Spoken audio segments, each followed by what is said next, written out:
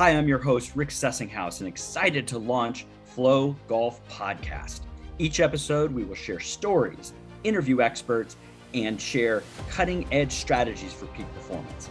Here's my co-host, Hallam Morgan, to explain more about Flow Code Golf. Thanks, Rick. Flow Code Golf is a framework of strategies, principles, and techniques that take us from fear to the state of flow, the state of optimal performance, and the zone where we play our best golf. You can find out more about Flow Code Golf at www.flowcode.golf.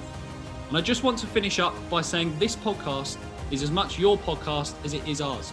So please ask questions, provide feedback, and get engaged. I hope you enjoyed today's episode.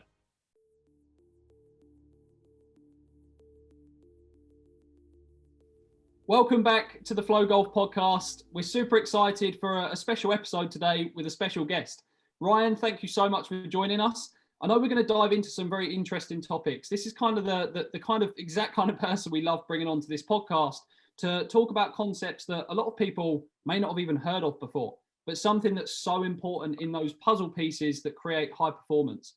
So Ryan, rather than myself do a bad job of it, I want to allow you to kind of introduce yourself, your story, your journey, and also what your expertise is. Well, thanks, Hallam. I want to thank you and Rick for having me on. I've been listening through on your podcast for a while now. Some awesome information for golfers, as well as some great guests. So I'm just hoping to be one of those that can bring an extra layer to the golf game, maybe a layer that people maybe haven't even thought of to consider. So yeah, over the last 22 years, I've been studying expertise, and I've been studying the vision or perceptual side of expertise. So it kind of all started when I was a kid. I was really lucky, I would say, as a kid. I got to play many sports growing up. So I played football, I played baseball, I played basketball, I played tennis. Of course, I played golf, played a lot of golf. But I also liked to ski growing up in the Northeast. And then also did some competitive sailing with a really close friend of mine. And so, no matter what the sport was, I just loved the competition. I loved how all the different sports kind of challenged me in different ways. And as I started to get older, I really started to focus in on tennis and golf. Those were my real two main loves. My dad was a pro tennis player, tennis pro at clubs for years, played in college. And so, I know my dad always had that love for tennis. And even though I had won a junior golf tournament when I was playing, golf was kind of my relaxation. Tennis was my frustration. I think it's flipped for everybody else. Everybody else goes to play tennis to relax. And golf is what frustrates them, right? So, it was one of those things that as I was growing up, for me, I always had that dream of being a pro athlete, right? I never had dreams of getting a PhD and being a doctor or doing any kind of research. That kind of wasn't in my sights. But, as I got older, as I, of course, couldn't make my life as a professional athlete, which many of us haven't been able to do, I started to get really interested in studying this aspect. I was so intrigued by how do we develop different levels of expertise? How come I got so far, but I didn't get as far as others in the sport? And especially when it came to the vision side, because for me, there were days on the basketball court where you experienced it, where that hoop, it's almost as big as a hula hoop, right? Every shot just seems to go right in. There were times, of course, when I was playing golf where I could just see that putt so easily, right? Back in the day, I had those old Baladas, right? Those Titleist Baladas. They had no alignment aids on them, right? There was only a 90 or a 100 stamped on them. And God forbid you ever caught one a little right and caught a cart path on a tee shot, right? Because it shred the face of the cover of that ball pretty quickly. So, yeah, I mean, for me, I always just kind of had those days where I could see the line really clearly, kind of like that Bagger Vance kind of experience.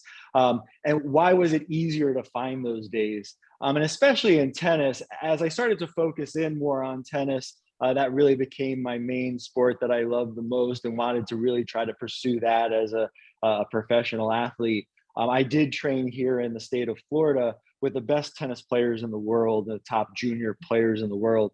Actually, my roommate was the #1 junior tennis player in the world. So I was constantly surrounded by different levels of expertise. And again, was so intrigued to see how some were getting further in the sport and winning more tournaments than others. And of course, I was back in that era of Pete Sampras and Andre Agassi. And I used to hear Agassi all the time talk about how when he was playing his best, he would always say that he could see the ball really early. You know, he was one of the best returners in the game. And it always intrigued me, like, what was it about Agassi's ability to see the ball earlier than for me?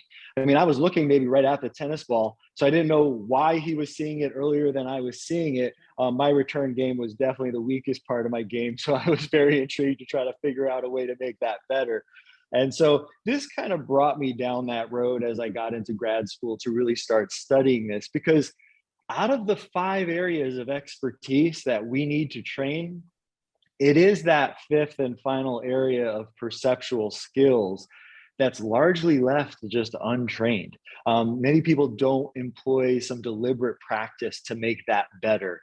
And so that's kind of how I decided to really develop these skills and help athletes across different sports to be able to get better. Wonderful. Yeah, so I've had the pleasure to have a few Zoom calls with Ryan to learn more about his background, and I love how you start off with talking about expertise and then having kind of these 5 factors, and of course the last one being more the visual perception. Can you just summarize maybe those first 4, and then of course we're going to jump into number 5 here in a moment. Yeah, absolutely. So I think these are really important for golfers and all athletes, because if you can really start to see which of these areas you need to improve, you can get gains in your performance immediately, right? So the first area would be your physical skills. That's going to encompass things like strength, power, mobility, speed, agility, stability. So, you know, in golf, right, there's a lot of these very sports specific training that's been going on to improve golfers' performance. And really, you need to understand what's best for you. You'd laugh to see me not able to bend down and touch my toes, right? I have very tight hamstrings, right? So, unlike someone like I've heard Sam Snead, who could bend down and actually pick the ball out of the hole without even bending his knees, you know, that's going to be a different body type physically. And so what my strength and conditioning coach might need to give me versus you really needs to be customized. And that's something that I think all golfers should really start to look into, because again, it leads to the next skill. And you're going to start to see how all of these start to actually build on each other, and they can become limiting factors of each other. So the next one are technical skills, right? And so golf, for me, I think it's the most technically demanding sport of all sports, right? A wide receiver in football really needs to be good at catching passes and running routes. Yes, they need to block, but let's face it, NFL wide receivers are not great at blocking anybody. They're not really required to be as good as blockers like offensive linemen have to block, right? So, but in golf, you know, you need to be able to do all those things well, right? You can't have a teammate hit that fairway bunker shot, you know, from 140 yards out. You've got to be able to hit that shot. So being able to really look at intricately with people like you, Rick and Hallam, what are those technical areas that need to keep growing in your golf game to make sure they don't limit you? But you can automatically start to see, if I have a physical limitation within my body for flexibility, no matter how much your swing coach might be telling you, well, you need to get in this position at the top of your backswing, your physical limitations can limit those technical skill growth. And that's where you need to be getting those improvements on the physical side, not just on the technical side. The third area are tactical skills. And for many golfers, I would say you can gain a ton of strokes by looking at how you employ better strategy and course management, right? A lot of golfers maybe don't consider how to best play the courses that they're on. And if you're a little bit smarter out there with your choices, you can shoot a better score without even hitting the ball, 50 yards further off the tee. So that technical side is really important. And one of the things I would say for golfers to be really careful of, over the last 22 plus years, I've seen that this area people overestimate their tactical strategies, right? So the line off the tee that maybe DeChambeau sees, it's not the line that I see. And I would say all three of us could probably agree we don't see that line either. So, it's one of those things where when I'm on the tee, when I'm hitting a tee shot, to not overestimate what I'm trying to achieve. If that fairway bunker is kind of within the range of maybe hitting a driver, is it better for me to hit a 3-wood and be in the fairway to have a better chance of hitting a green than trying to hit the perfect tee shot that I maybe hit 1 out of 100 times to carry that bunker and be in a good spot? So really, it's as you develop the technical skills and your physical skills, right? You see how they're all starting to tie together now. Those tactical skills will change and adjust because you'll start to be able to employ better strategies as your technical and physical skills grow. The fourth area are emotional skills. And I know you guys have talked a lot about these, so many cool podcasts. If you haven't gone back to listen to some of them, you got to go back and start listening to many of the ones that talk about the emotional side. So I won't get in depth about that topic because you guys do a great job of kind of covering down on those. But they cover two areas. One is going to be essentially the emotional regulation side, right? And the best athletes in the world, the science clearly shows how experts can handle not only the stress that they're experiencing, but how they see failure. I think experts see failure in a very different way than many of the non-experts, okay? So, and it's that almost the growth mindset of kind of seeing the challenge and the excitement over learning from the failures. One of the best examples I've ever heard is when you go to the gym to work out, your goal is always to work out to failure, right? If you can easily kind of curl 5 pounds for 10 reps, you're probably not getting stronger, right? But when you're getting to that 10th rep, if you can't get it all the way up and your muscle fails, that's success. But oftentimes when we're working in the game of golf, we want to run away from pushing to the point of failure, right? So I think those things can be beneficial on the emotional side. The other aspect are just general psychological skills training. So all those other areas encompassing motivation and confidence and imagery, goal setting, those all can help to kind of bolster your emotional skills. And if you're training those can be really beneficial. So those are the first four. And then, of course, the last one, my area, I feel like that is the one that I've always named as like the final frontier of expertise, right? Because if we've left this area untrained, I mean, think about this. Out of those 5, the simple math would be you've left 20% of your potential. All of that expertise you have inside, 20% of it is just left to chance. And why would we want to leave it to chance, right? If we could train that in a deliberate way and you can tap that 20%, and as you can see, they all affect each other, you could then have the others even that much better because they do cross and interrelate in that way. Thank you for listening to this episode of the Flow Golf Podcast. Whether you're a coach or a golfer, we have something for everyone at Flow Code Golf Academy. I'm so excited to announce that Rick Sessinghaus has launched 2 new masterclasses that you can access for free. One for a coach on how to grow your coaching business, and another for golfers on how to master your mental game. To gain free access, you just need to head to www.flowcode.golf/masterclasses. We look forward to welcoming you to the Flow Code family. Right. Well, thank you for the summary on those, because you said several things there, and I don't want to go on different roads, but when you now go to that 5th one, right, I think a lot of golfers out there listening have started to get maybe their physical fitness in order a little bit. They understand the limitations, structure governs function. They may have taken some golf lessons to technically improve some of the skills.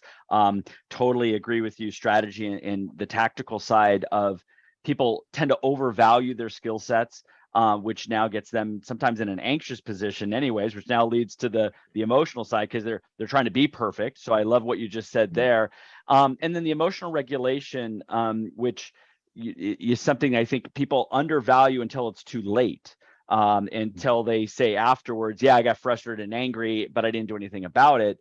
To me, is again a great skill. Loved what you talked about, train to failure, right? We do it in physical fitness all the time, but can we shift that mindset to play to failure, train to failure, to push ourselves over and over again. I love that.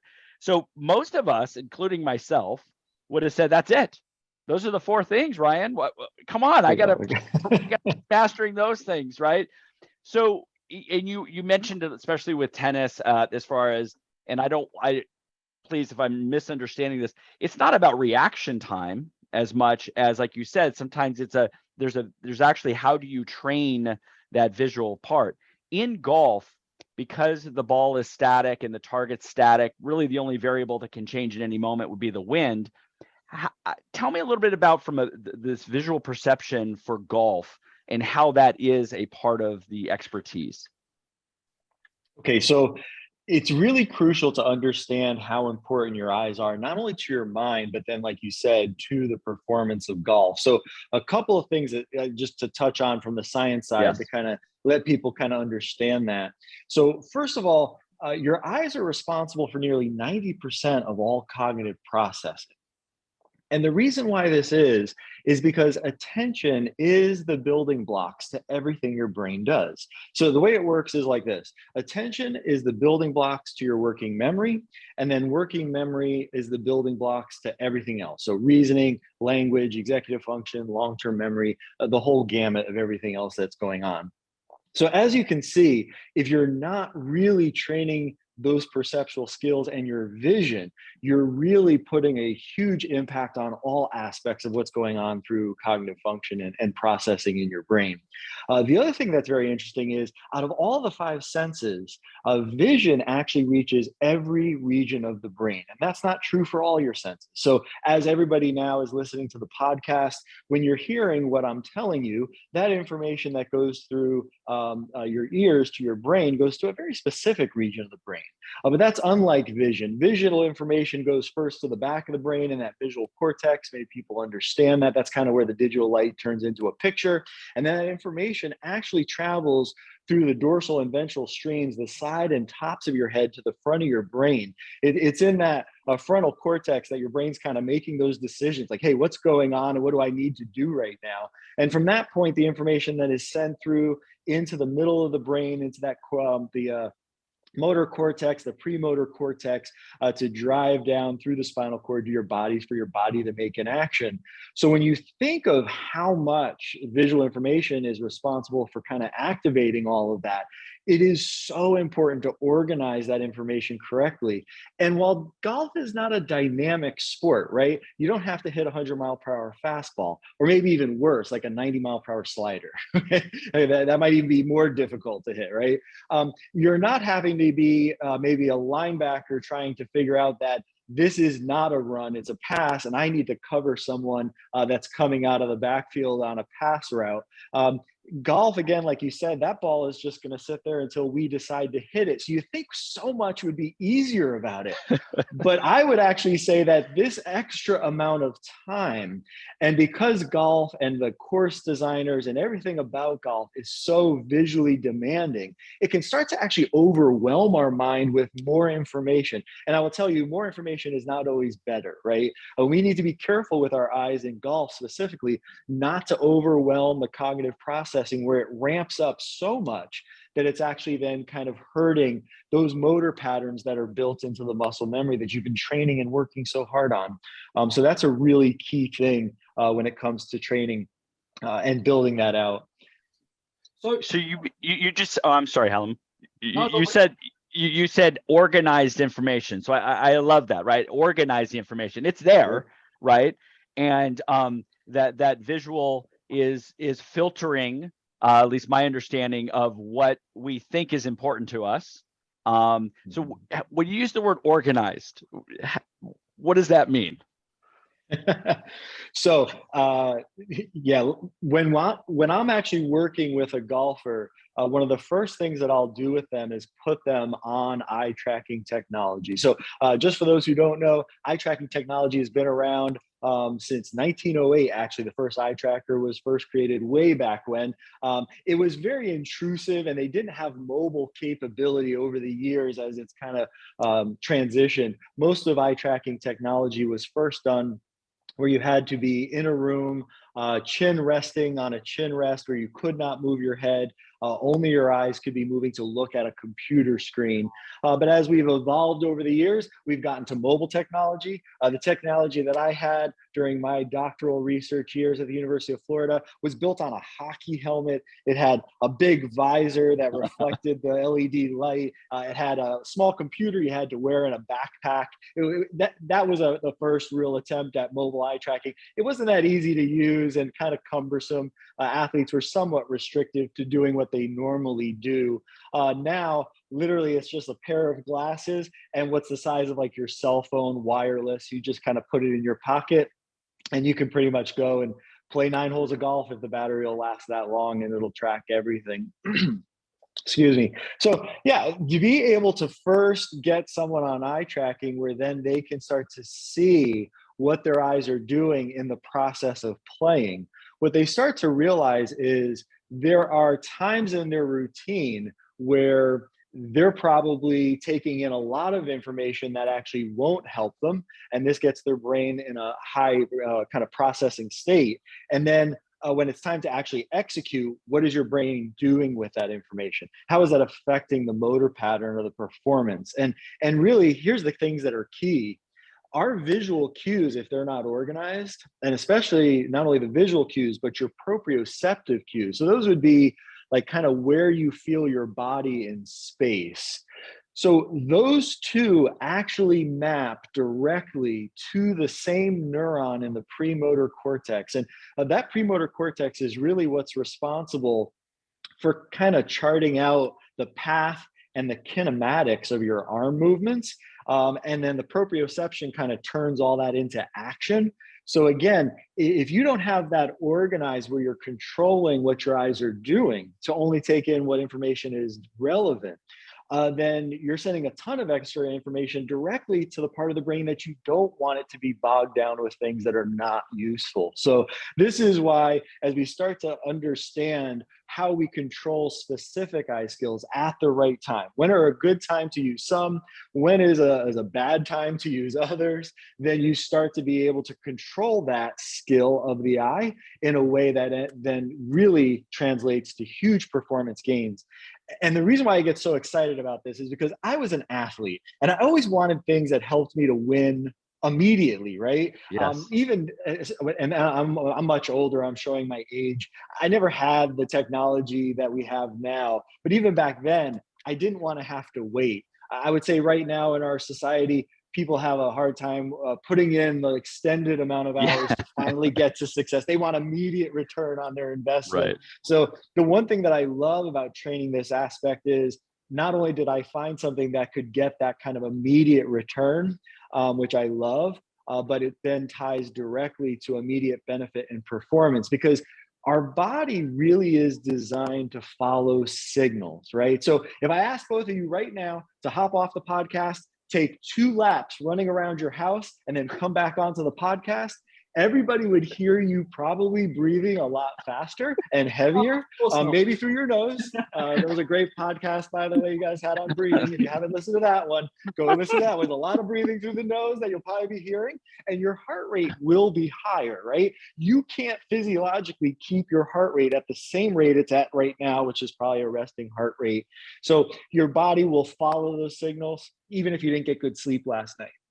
Your heart's not going to decide, I don't feel like beating faster, right? So the same thing is true with vision. If your vision is taking in a lot of information that's the wrong information, unfortunately, it's not organized. Unfortunately, your brain has to follow those signals. It has to do something with it. Once you train to get to expert level of perception, your brain has no choice but to follow that new signal. So then all of a sudden, the things that you used to do that became maybe somewhat difficult, those things from the technical aspect and the physical aspects can improve really quickly, because then you're not bogged down with all that extra information. Absolutely. We mentioned all the areas of expertise, and I know Rick speaks so much about the difference between people, of course, training off the golf course on the driving range versus then Rick, and I know that's something that Rick as a coach has always done, taking his players out onto the golf course, right? And we speak so much about that from the standpoint of putting yourself in the real environment. Now, I know, and I've listened to some of your stuff before, Ryan, I know it also has an impact on this perceptual side as well, on the visual side, because I know you've mentioned, I'd love for you to dive into more detail on this, but if you're practicing on a mat constantly, on a perfectly square mat, which is what a lot of us do, okay, you may be practicing the technical side. Okay, you may be practicing potentially the physical side, right? But then as we get into the emotional side, as we get into the perceptual side, as we get into a lot of these other areas, we're really not training those components. And as you've mentioned, if we think about the last three, the tactical side as well, that's 60% of your game that you're not training when you're stood on a mat on a driving range. So can you explain a little bit more detail why, and I guess this is relevant for putting as well as long game, but why if you're on a perfectly square mat, you're potentially actually doing more damage to the training of your perceptual and your vision than actually the good that you could be doing if you get out onto the golf course and into the real world environment? Yeah, brilliant, Hallam. I mean, just great question. And it brings up a really important point about deliberate practice. And I've heard you talk about this on other podcasts as well. That deliberate practice is truly the greatest predictor of developing all of this expertise in those 5 areas. How deliberate are you at going out and doing what you're doing? It's not simply about being on the driving range for 3 hours pounding balls. You could be on the driving range only for 45 minutes, but if that time is very deliberate to improve a very specific aspect of your game, that is how you will get better. And so you bring up a very important point. And for you two as elite coaches, you are great at this, to keep structuring the deliberate practice to know when it's time to push that person to the next level. And that's something that most athletes, if they're not with a coach and they're doing it on their own, they can miss out. I mean, that feedback loop is so vital to getting you progressing forward. So as you brought up with like the putting specifically, or a square mat, even with your long game, which is true, when you're on the golf course, there are very, very few times that you're ever on something that is a perfect square. Now, your tee shot is going to be that opportunity. Most tees, not all of them, but many of them will be either a rectangle or a square. Depending on how big they are, sometimes your peripheral vision will be able to take in that information to help you. But here's one thing that we've all experienced. It can also really hurt you, because guess what course designers are often really good at doing? They'll often set a tee box up that's aimed in one direction, but maybe the line you want to take is not in the same line of the tee markers and the square of the tee box you're on. And we've all experienced that, where you've teed your ball up and then you're turning to kind of angle on a different line. And that line is contradictory to the lines you're seeing in your periphery. And it can start to get tough to know, hey, am I really aimed correctly? And so if you become reliant on just hitting off of a mat that's square, you're not putting in, I would say, deliberate practice that would translate to the course to make sure your alignments will stay correct. Because I promise you, when you're in the middle of the fairway, you will have no indicator to know if your alignments are correct. And a lot of times I talk to golfers when I work with the putting, they say, hey, how can I practice this at home? I've bought this putting mat. Is that a good putting mat? And I don't want to name any specific ones, not try to disparage the purchase of putting mats out there. But there are some that are really not going to translate to success or gains on the course, as well as others, right? If you're on a putting mat that you're using just for technical practice, yes, it can help you if the focus is there. But a putting mat that is like a stripped mat that's just kind of very narrow and has like lines for you to putt on. Again, you can use that to check, is the ball rolling on the line that you want, and how good is it rolling? Are your alignments okay? But too much dependence on putting on a mat like that, again, you don't get those parallel lines from seeing the edges of the mat that are squared off to make sure that your setup is where you're wanting it and your aim is where you're wanting it. So then you go to play on the course. Maybe you hit the first fairway, you hit it on the green, you've got a 15-footer, and now you're standing in the middle of this shape that is circular but kind of got wavy edges, and you can't see anything to aid you. And then, is your aim as accurate in that environment as it was just when you're training on those squared off mats?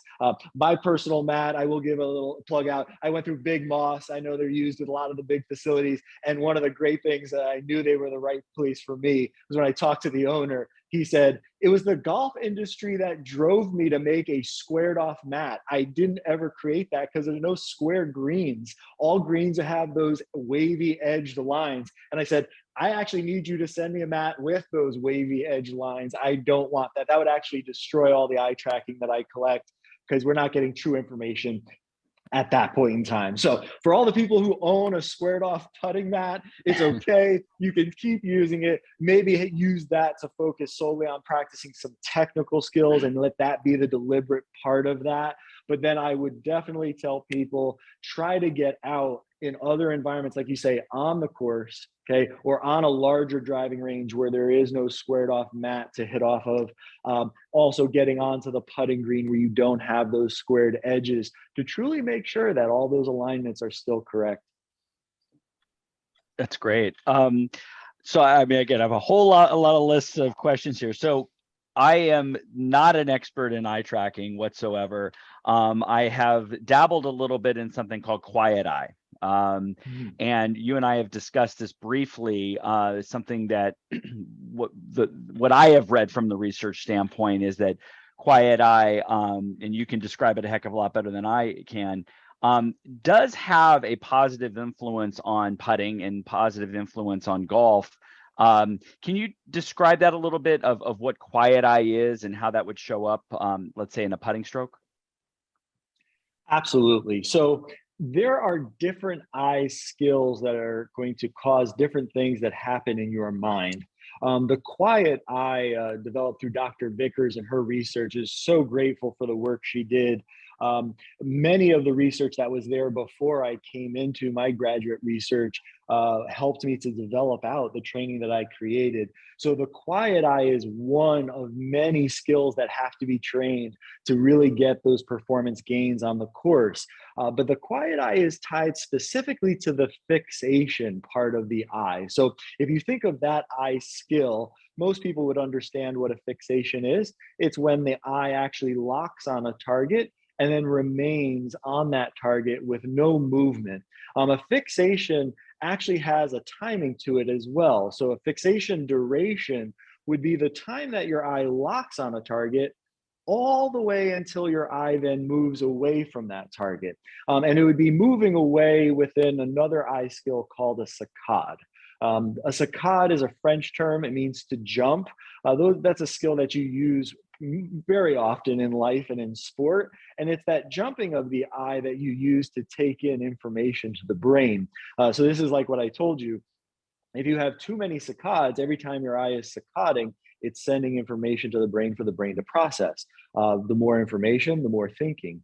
The more thinking, the worse your golf game is probably going to get. As you know, we're trying to get away from that side of what we're doing, right? So the Quiet Eye becomes, and that fixation and fixation duration specifically is what is critical and has been shown in the science to help quiet the analytical sides of our brain. So when you get your eye fixated, and fixated for the right amount of time that's correct for you, and it varies for so many golfers, it will actually trigger that analytical side of the brain to quiet down. The one thing that it does that's amazing, and it's really why I've been so excited to be introduced to you, Rick, and Hallam, and the flow stuff you guys have been working on, is because it really takes you into tying into all of that flow state that you guys talk about. So the right side of the brain, where the picture is more of that creative side, I'm being very general here, so anybody Sure. who's really into the neuropsych side is probably screaming at their radio or at their phone. I'm being very general in just describing those areas. So the right side, where you're seeing the picture, and for most of us, I would say that's what we use, right? When you're going to hit a golf shot, you're seeing it probably as a picture in your mind. You're not seeing it as a a degree of angle that the ball will ascend and descend and spin rate. And it's probably not numbers on TrackMan that are in your head when you're standing over a shot. So, the putt you hit maybe is a left edge putt. You're probably seeing maybe the path or the picture of that putt or where you're trying to aim along a line to get it to roll on that line. So when you can actually, as you're putting, quiet the analytical side, all that's left is that picture side. And that is where it's easier then to get that feeling like you're putting to the picture, because you don't have the analytical side still firing. That can send information to your muscles for like, hey, your muscles can get confused at that point in time, almost wondering, hey, should I be changing what I'm doing right now? Should I be doing what I've always done? And so this kind of eliminates all that extra thinking.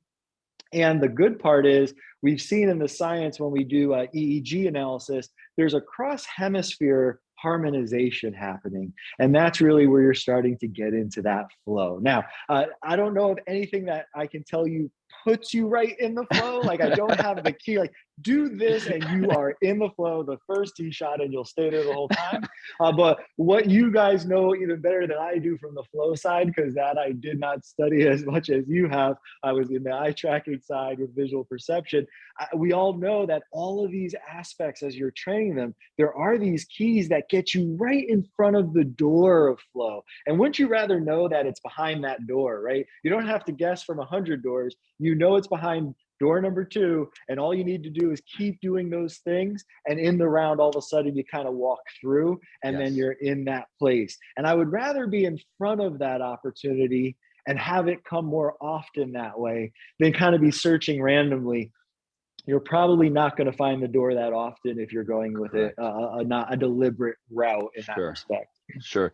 No, and again, we at Flow Code feel like there's a framework that everybody is an individual of what are some triggers, what are some cues, what are some ways to get somebody in more of a flow state. And meeting you, again, it's another door that I had not thought about at this detail of exactly what you said. I mean, if I'm now using proper fixation, the duration over a ball or what I'm looking at, and that can be now another cue, another tool, to me, it's like, wow, it's kind of like this mind-blowing thing. Like there's, and I'm not saying this stuff is simple because I know you train it with PGA Tour players, and I was fortunate. I went through your online platform, which I learned so much that it's a skill like everything else. Like we're talking about expertise is a trainable skill. Yet how you just talked about quiet eye and fixation and duration, that's something every golfer can do. And it's, I don't want to say it's simple because I don't think it's simple. I think the concept is, but it's trainable. And that's what excites us here at Flow Code, or what are the trainable things to do? You mentioned about duration a little bit. And again, I like that you said everybody's maybe a little bit different on how long their eyes are going to stay on a target, or in this case, maybe with putting, fixating on a ball, right? And that's what I learned so much for your online. I was like, oh, wow, that's interesting that how long my eyes stay over the ball will have an effect on my performance. Can you talk a little bit more about that? Yeah, absolutely. And I want to give credit to what you said there. Simple actually is the best word. I even credit my wife because when we met, I was finishing my PhD. Of course, I realized if she could make it through the last year of my dissertation and my PhD, we could pretty much make it through anything in a marriage. So yeah, she was definitely a keeper after that. So, she always said to me, she goes, I don't think what you're doing is easy. Easy would imply that you don't have to work at it. But she goes, I think what you're doing is simple. What I'm asking for, I've even trained in very young athletes. It's not something that's difficult to do, but it's the mastery of how consistent you can do it. And that really is, I think, what we're getting after in all of golf, right? If you can get that mastery of trusting the process and being consistent with the physical side, with the technical side of the swing, I'm asking you to be the same consistent with your eyes. So it's not hard to do it, but it requires a demand to be committed to that consistency. So yeah, you bring up a really important thing about the timing. So, the timing aspect from the science has always said anywhere from like 2 to 3 seconds for golf. It's very different for all sports. Work that's done in our military with snipers or shooters in the Olympics, their timing for how long their fixation duration is will be different to get the accuracy that they're needing. However, in golf specifically, we'll use for putting, for example, as your eyes are locking in and staying fixated, that window between 2 to 3 seconds is really key. Now, I will tell you, after 22 years working with tour players on every major tour throughout the whole world, PGA, LPGA, European Tour, and juniors, I have a huge sample size of eye tracking and data points. And what I found is that window is actually slightly larger. It's a little bit bigger window, not much, but slightly bigger. Between 1.7 seconds and 3 seconds is really where I've seen the elite players perform their best in all aspects of golf. And this is something that's so key. Like I told you, I don't think there's a one size fits all when it comes to anything in golf, but specifically the eyes, there's absolutely not a one size fits all. It was really hard for me to be able to like say, hey, I'll write a book and then you can just, follow these rules and it'll fit everyone. I think the online program was the best use of my pandemic time where I had more time at home to organize all these data points and eye tracking videos to help people find what's right for them. But just to give you a great example, and it's one that I love to share with people, if you look at two of maybe the best putters in golf, I would say the two best pressure putters specifically, Tiger and Jack Nicklaus, right? So Tiger Woods, Jack Nicklaus, they are on absolute opposite ends of the perceptual spectrum. So there's multiple aspects of perception that I'm training, and they are so opposite on all of them, it's not even funny. But the thing with the timing is, Tiger is going to be all the way on the faster side of that timing window as he comes back and locks in and hits his putt. Jack, if you can kind of picture him in your mind, when Jack would come back and settle in, kind of crouched over the ball, kind of looking down at it with that slightly open stance, he would stare in on that ball for a whole lot longer than someone like Tiger. He is all the way to the farthest side of that window. And, what's so interesting is if I actually forced Tiger to putt at the pace of Jack, he probably wouldn't putt that well, right? And if I forced Jack to be as fast as Tiger, he'd be like, dude, why are you making me rush? Well, he probably wouldn't have said dude, but he probably would have felt like, wow, I feel really rushed. I feel like, man, I feel like I have no time to settle in, right? So it wouldn't feel comfortable to him. So a lot of times athletes, will find this window. Golfers will often be like, hey, putting feels really good today. But then the next day it doesn't. Well, why did it change? You'll see some of this in the eye tracking videos we may start to share with people if they can kick over into the YouTube side. But I'll tell you, it's so interesting. It's often where on a day that your putting is bad, people will start to then say, oh, my technique was bad. I got to work on technique. Or, oh, my setup was off. And they'll start, oh, my read was bad. I was reading putts bad.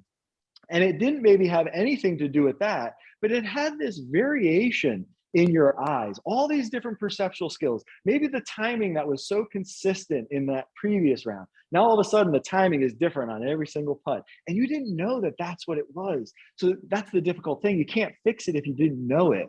And a lot of times, just fixing the perception part first is what can get you back putting great. It really wasn't a bad stroke. It wasn't a bad read. A lot of those mistakes can come from your eyes. So I always tell people fixing those first is the best thing to do. Now, one other quick story that I want to give you that's really amazing is I was over the years able to get access to a lot of the great players in golf and be able to see video of entire rounds of golf, which is difficult to see online. Sometimes you just get snippets and snapshots, especially the players, the old time greats. I mean, they didn't have all the video footage maybe that we do have now on tour. So I was able to get footage, and it's one of the ones I think is truly amazing. The final round for Jack at the Masters in '86. So that last win he had at the Masters, really a spectacular moment in golf. His final round, I can tell you, every single putt he made in that final round, not only was he in what I deemed as the most important, like 0.3 of a second window where Jack is truly optimized, he was not only in that 0.3 of a second window every single time he made a putt, but he was within 1/10 of a second the same on every putt he made in that final round. What's so mind blowing, if that doesn't blow your mind enough, is that every putt he missed, he was not only outside of that 0.3 of a second zone, but he was upwards of, I would say, an additional 0.3 to a half second slower. So these are the things where, as a golfer, if I were to have walked into Jack's life in that kind of summer of '86 and explained what I found from his round, and he knew his tendency maybe was to get too slow, do you think he could have won another major if he knew what the timing was? Do you think if he knew what his window was right and he knew that if anything, he would just stand over it a little too long, that he wouldn't put in the practice to get it right every time? I would argue he would have. He probably would have won a few more majors after that because he still was playing pretty good golf, even though at that later age of his life. And so these, again, like I said, these little things that people maybe never considered as a part of their game have massive impacts, as we've talked about on this call, on your mind and on your performance. And really, if they're not trained in a very specific way, you're just leaving so much potential and strokes on the table. That's wonderful. I had a question about, visualization, right? Visualization, you would say, is a visual skill. Yet sometimes we practice that with our eyes closed. Sometimes we practice that at home. Sometimes I believe it's a very powerful tool and technique.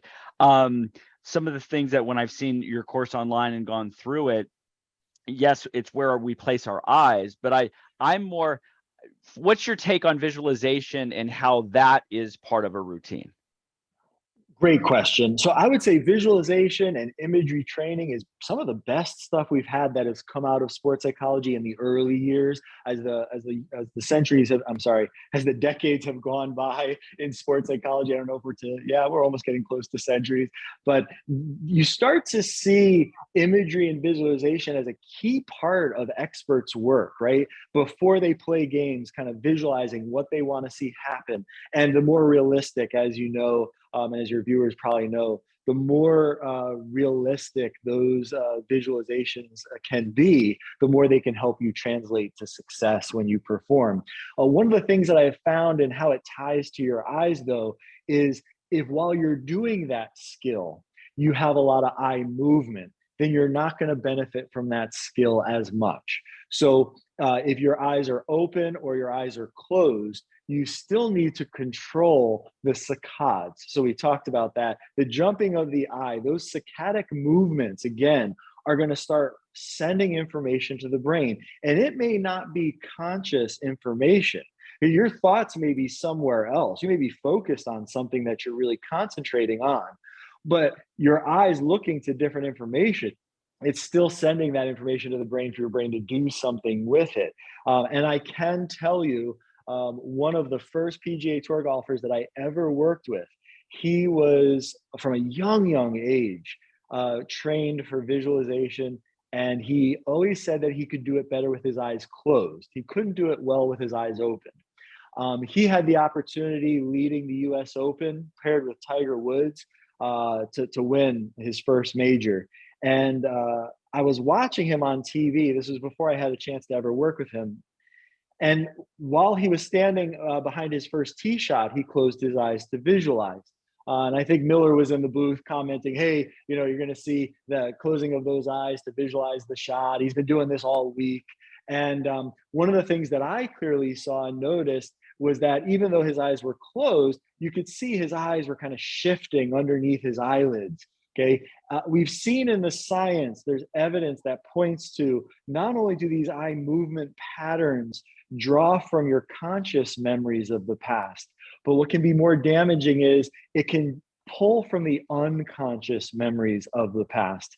So when I did get an opportunity to meet him and we had a chance to talk before working together, I had talked to him about this experience because he had hit that first tee shot. He kind of blocked it into the right rough. And then a US Open rough is pretty deadly. And I asked him, I said, did you visualize that on the first tee shot? Probably not, right? And he said, yeah, no, that's not where I was trying to hit that shot. And I said, well, on your second shot, when you went to close your eyes to visualize that one, did you notice that your eyes didn't want to stay shut? Your eyes actually fluttered and then quickly opened. So they didn't stay closed as long as they did on the tee shot. And he said, yeah, no, I didn't feel any of that. And then, of course, the second shot out of the rough, it came up a little short right behind a bunker. To get up out of the rough, over a bunker, he ended up hitting it over to the back of the green. He ended up getting a triple bogey on the first hole and kind of shot himself out of the US Open to win after that first hole. So not a great experience to go through, but again, someone who's an elite champion wants to know how to learn from those failures. And immediately as I started to explain these things to him, it's not that you can't visualize, but when you close your eyes, keeping those eyes still is going to help for that picture to be clearer. And you're not going to be pulling some of those unconscious memories. So if any of us have played golf where you hit every fairway, somewhere in the back nine, you get one of those errant tee shots and you're kind of like, where did that come from? I haven't missed a fairway all day. And all of a sudden I snap hook one left. What, why? And then so the round ends up falling apart at that point in time. And then you think your swing is bad. So you work on trying to fix your hook. Well, I would argue that if in that moment on that hole, even if you didn't have a thought or a worry about missing it right or missing it left, depending on the shot that you hit, if you, in that moment, the eye movement patterns were in a pattern that weren't controlled, that's those moments and times where you're bringing up those memories and your muscles are getting those signals. It's easy for your muscles to go, hey, cool, I remember that golf shot. I can hit that right now if that's the one you want. And that's not the one you want, right? So it's really important to be able to, again, use those visualization skills, but use them with those perceptual skills layered on top to get the full benefit from training and the benefits from those. Love it. Ryan, I'm conscious of time. I know we'll wrap up in a second. I have one more question, if that's okay with you. And it's very much about just kind of moving on from what we've just talked about and holding your eyes in one spot rather than kind of having these cicadas that you mentioned. One of the questions I have, you mentioned the word fixated or fixation. To me, that kind of, in my head, when I think about fixating my eyes on something, it's quite an intense kind of action. It's quite an intense thing. And I wanted to ask you that question because at Flow Code, and it I guess is for a different purpose to some extent, but we talk a lot about soft focus, okay? So we talk about obviously kind of softening at the back of the eyes and having a much less intense focus. With the stuff that you're talking about, when we talk about fixation or being fixated on that one thing, is that an intense action or is that actually the same thing? Is that, do we want to almost have like a calm, relaxed fixation, if that's not oxymoronic? No, it's perfect question. And with every golfer that I've worked with, when they've won, I've always asked the questions, how did your eyes feel? Because I'm always trying to help the next golfer. If I can give them a feeling, a description in words, what is that feeling? And I will tell you, never once was a word that was intense or tight or feeling like they were straining to stay focused. So what is focus, right? It's easy. I love the basketball coaches you hear on the side of the court. Come on, you guys got to focus out there, screaming at their basketball players. Well, then what do we do to focus, right? How do we do that through the visual system to be able to kind of organize what's going on in our minds? And, it's been interesting because typically what I hear is what you said. It's they felt very soft, is what I hear. Or one golfer I remember, it's after he won his second PGA Tour event in 15 years. He had won early in his career and then had not won. He kept going to Q school to keep his card. Very stressful life. That was back when you could go straight back to the PGA Tour if you go through Q school. So yeah, and when I had worked with him after he had won the second time in 15 months, I asked again, what did it feel like this week? And he said to me, he goes, you know those the dogs with the droopy eyes? He goes, that's what it kind of felt like. It felt like it was almost like really soft and like droopy, and like they were not in a state where it was very tense. And you have to understand, I mean, your eye is not a muscle, but your eye has muscles that are surrounding it on each side that help to control its movement. You can imagine if you're tense with those muscles, they will fatigue and things will get worse. Just like if I asked you to hold a 20-pound weight out to the side, parallel to the ground, you could probably keep your arms still maybe for the first 10 minutes. Well, no, excuse me, 10 seconds. 10 minutes maybe if you're a world strongman. So for those 10 seconds, maybe your shoulder and your arm, you can hold that 20-pound dumbbell up pretty still. After those 10 seconds, your arms are going to probably start to shake a little bit. Your shoulder's going to start to fatigue. And after a while, all that's going to start to be where your arm starts to fall and you can't maintain that arm being parallel to the ground. So I always try to promote exactly what you just described, that feeling that the eyes are soft. You can keep your eyes still. It doesn't need to have tension to do that. And again, the more you practice those skills, and of course, over the 22 years, I've helped people with that, things with how you mark your golf ball. Even what you put on your golf ball can help your eyes keep that softness versus tension or movement. And I would argue, you got to be careful. Nowadays, we got a lot of alignment aids that we didn't have before.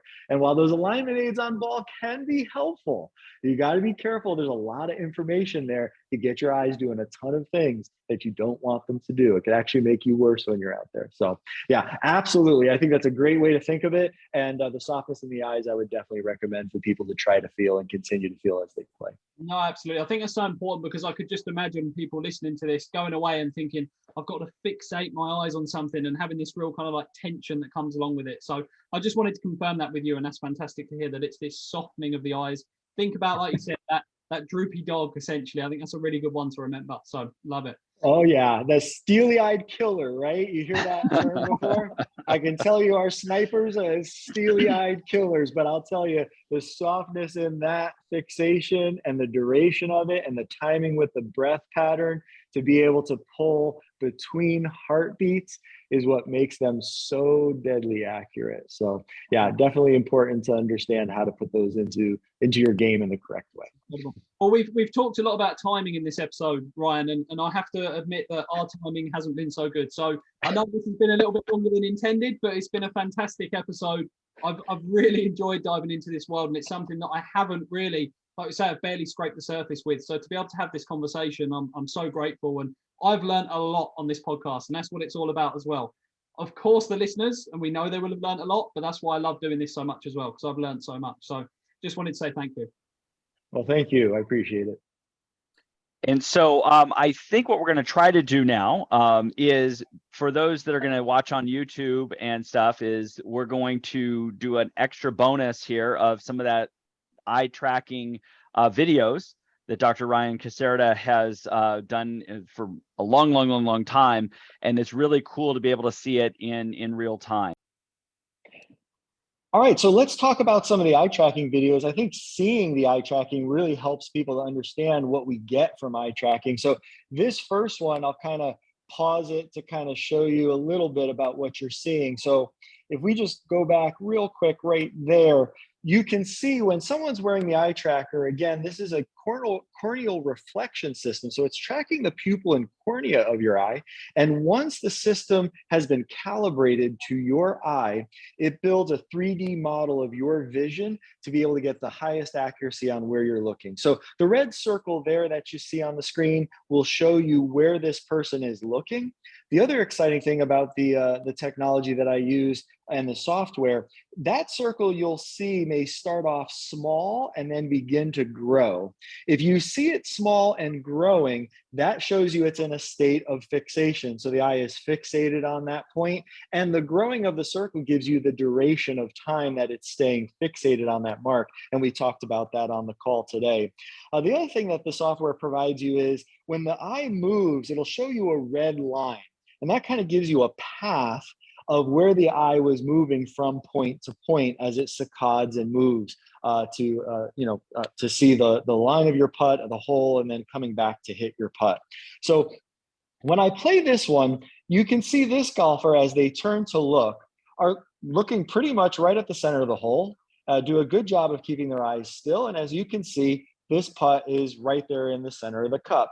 And I give them that putt again a second time. And then you wonder how golfers have experienced this where you hit one putt, it feels great, rolls dead in the center.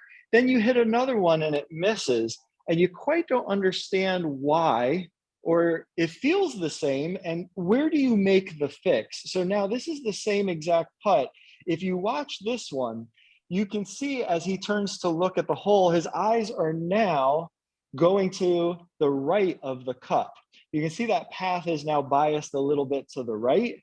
And when he comes back to then hit the putt, again, a good job of keeping his eyes still at the hole. But you can see that ball is rolling dead on the same exact line that he was looking, right? So everything from a setup to a technical perspective feels very similar for this golfer. But the miss is he doesn't quite understand where they come from. He told me a miss like this, maybe he feels it's a little bit of a push. So if that feels like a push to him, he may be trying to work on technique to fix that. But as you can see, it's not so much that it started from the technique. It started all from the visual side. That visual image that he put in his mind was a path that was right of the cup. And the good news, like I explained to this golfer, you hit it where you were looking. That's a good thing. Now we just got to make sure that where you're looking is always in the correct location, right? And that's key. So here's another one of those examples that I can show you. So many times you'll hear people say putt to the picture, and I even talked about that on the call. The problem is if you don't have things correct in your setup, then it will cause this perceptual effect that will bias where you're actually looking. So you can see here as this golfer turns to look, because of his setup and his left or right eye dominance, that is a huge part of what needs to be trained. You can see he's got a little bit of a bias that is left of the hole. So if you just tell this golfer, you need to just putt to the picture, then his picture is actually not in the correct place. The other thing you could start to see do you start to see those saccadic movements, right? So his eyes are now jumping around and moving when they're at the hole. So that's now even ramping up more information. Once he comes back to the ball, checks his setup, that's pretty normal. But you can see while he's actually trying to hit the putt, you're going to start to see a little bit more movement off of the ball, right? So his eyes are shifting away from the ball during the stroke. And you can start to see that that putt now misses again in the exact same location, headed there toward the hole where he was looking for that first look.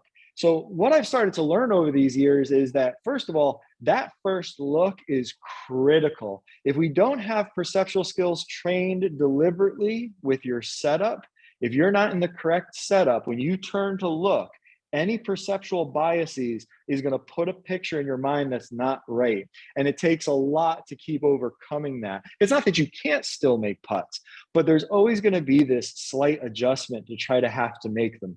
Once the setup is correct, then the picture in your mind and where your eyes are actually looking, those will be exactly the same. And then that's where it's very easy to keep finding the hole and making good putts.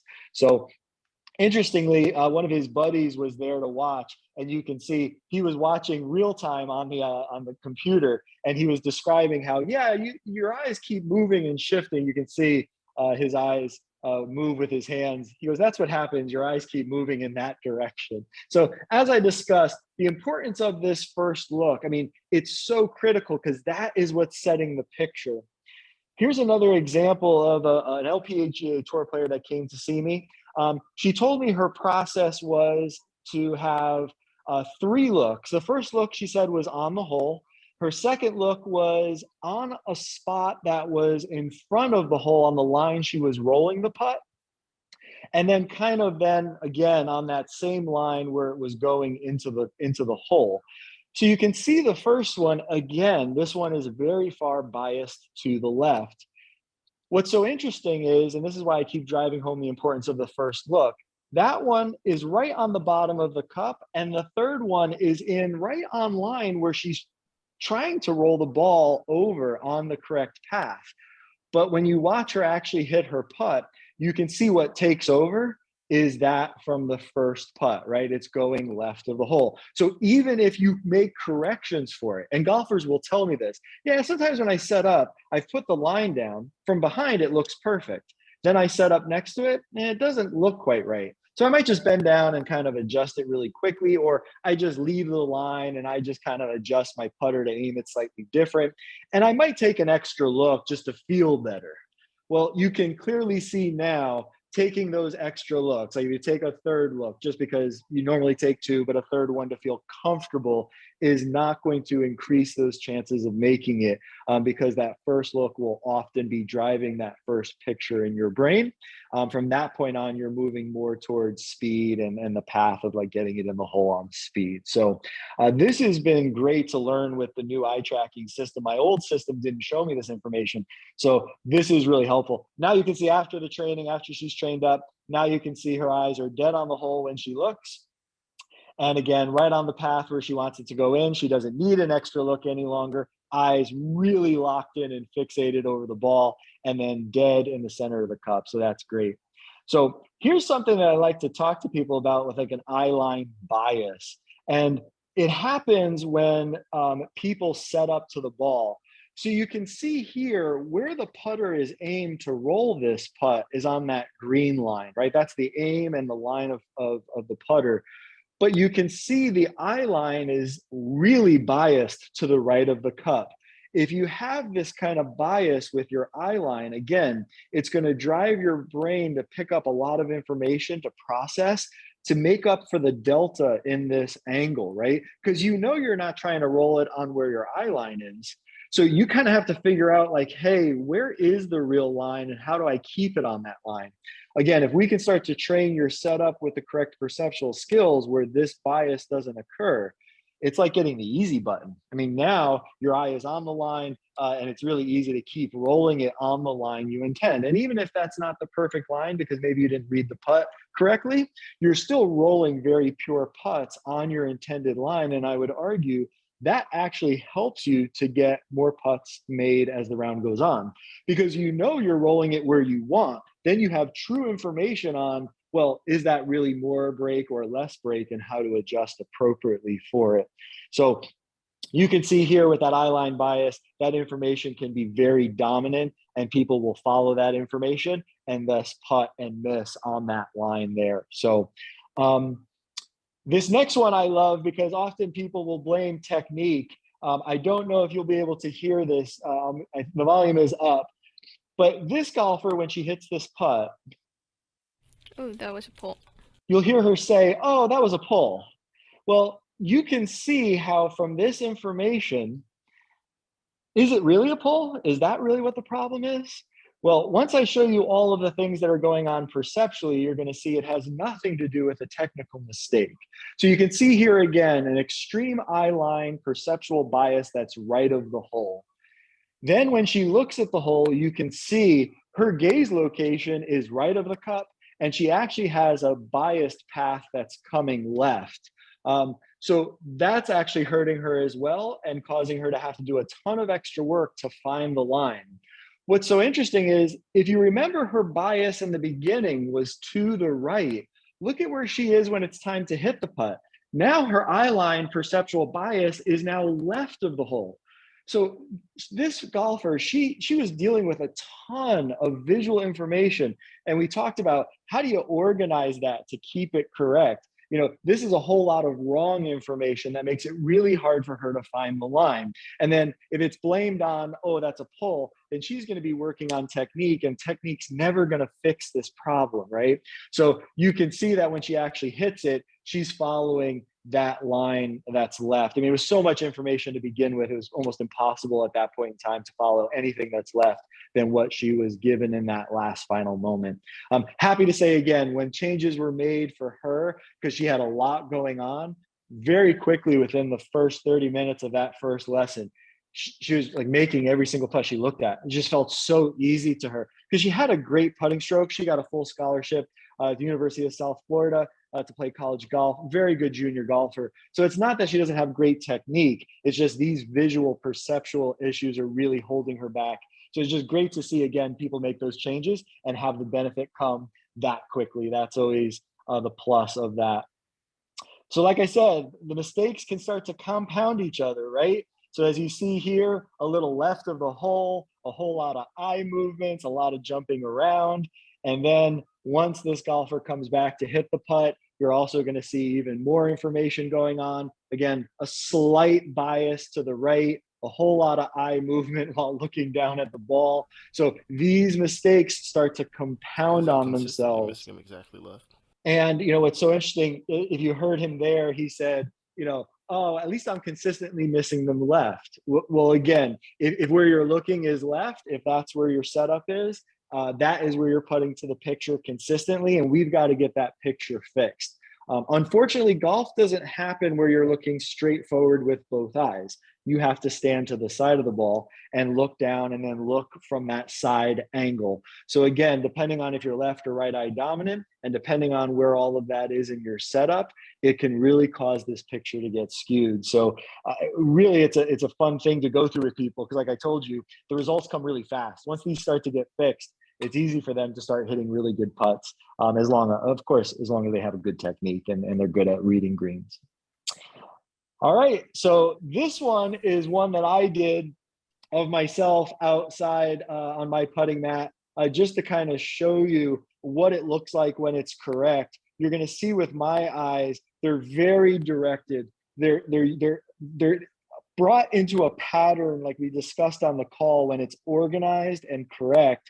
I'm only using the information that I need. Everything else is simplified, and this is what really helps to get a lot of putts made.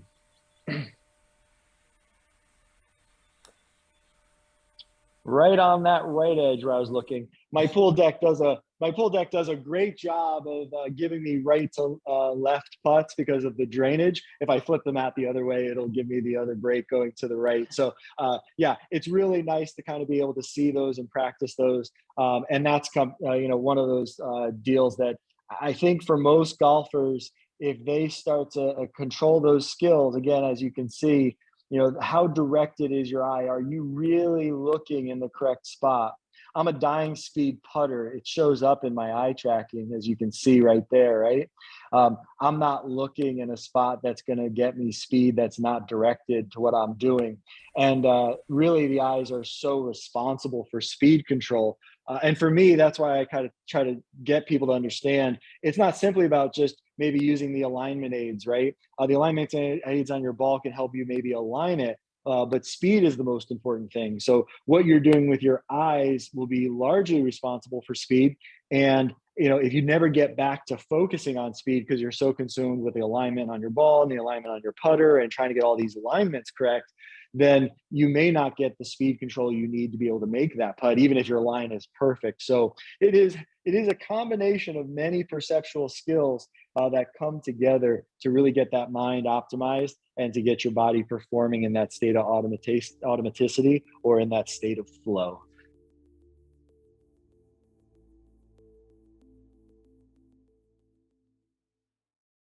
Thank you so much for listening to today's episode of the Flow Golf Podcast. If you liked what you heard, please subscribe. And as always, please reach out if you have any feedback or suggestions that we can implement to bring more value to our community.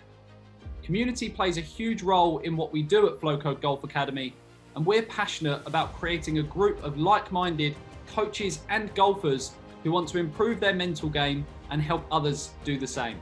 I'm also excited to announce that Dr. Rick Sessinghaus has launched 2 new masterclasses that you can gain free access to. He's created one for coaches on how to grow your coaching business and another for golfers on how to master your mental game. You can gain free access now by heading to www.flowcode.golf/masterclasses, and we look forward to welcoming you to the Flow Code family.